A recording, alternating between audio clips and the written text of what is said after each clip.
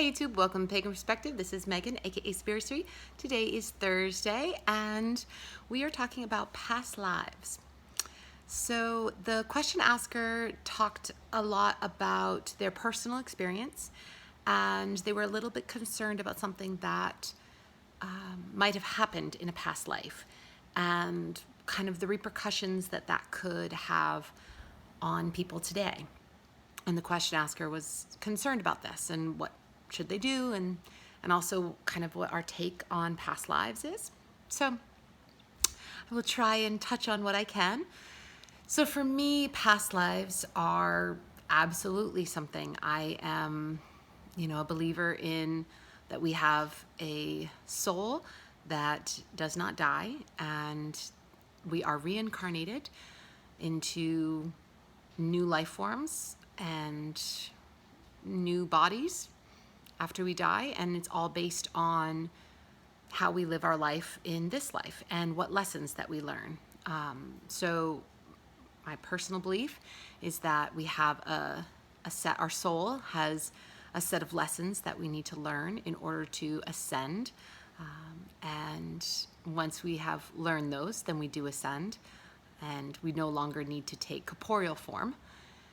However, that lesson learning time can be long, and the lessons can be something short and sweet and something small that we need to learn, or it can take us a very, very long time to learn the lesson. And I think also along those lines, we are also interconnected in that we are also put into the lives that we are, and I believe that we choose them in some small portion, also because of who we will be around. So I think that not only are we here to learn something for our own soul, we are also here to teach others and to impart and to be a part of other people's lesson as well. So I think that that is an important distinction as well. And I don't believe that we are always reincarnated into human form. I think that's just one of many forms that we can be reincarnated into. And yeah, so I think that sort of sums up a little bit about how I feel about, in general, past lives.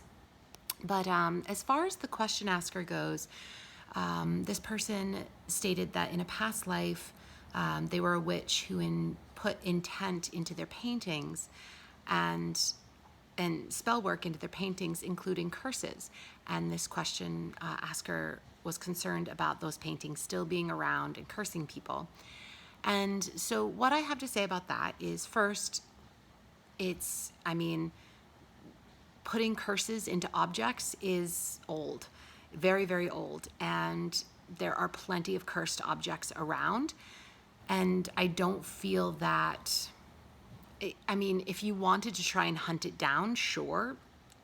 And if you could find it, that's great, if you really know exactly what it is. However, I would say that it is such a common thing to have cursed items from the past that it's not something that I would worry yourself about right now, because it's not like you're going to be able to collect every single cursed item in the world. It's just not going to happen. And hopefully people take precautions when they're around something that's cursed. And I think that it's also something that right now you should be focusing on the lesson that you need to learn in your life, this corporeal life, and take what you can from the past life, because the fact that you are even aware that that happened, that is something to take with you. That's part of your lesson.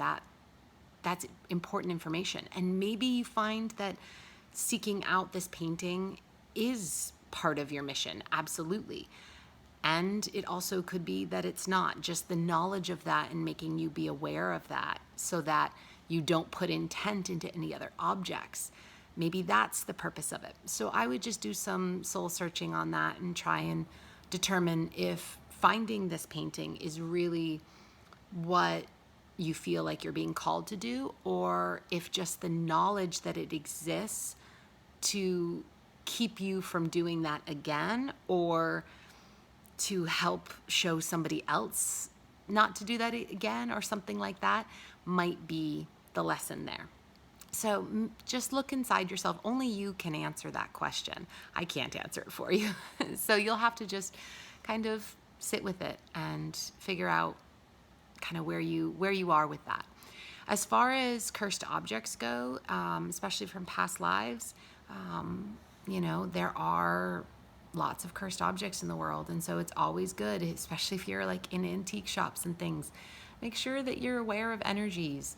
If something isn't opening right away, don't force it unless you're really, really sure about it. If you're, make sure you're getting an energetic reading on it first to make sure that there's nothing non-kosher, I guess, not so good with it.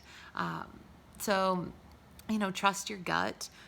Cursed objects give off a lot of energy, and so if you're attuned to it and you're not just kind of blindly walking through and not paying attention, you should notice a cursed object, and I would just stay far away from them unless that's your thing. Some people love collecting cursed objects, sort of like having a dangerous pet or something, a venomous or poisonous pet or something. You just need to be careful and take precautions. So I hope everyone is doing well in this very scary and unknown time. I think, I know I speak for a lot of people I know, and a lot of us feel like we're in limbo right now.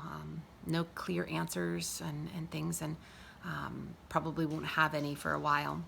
So I just wish you all the best, and I hope that you take care, and I hope you are doing well, and I think I will see you next week. All right. As always, blessed be, and aloha. Bye.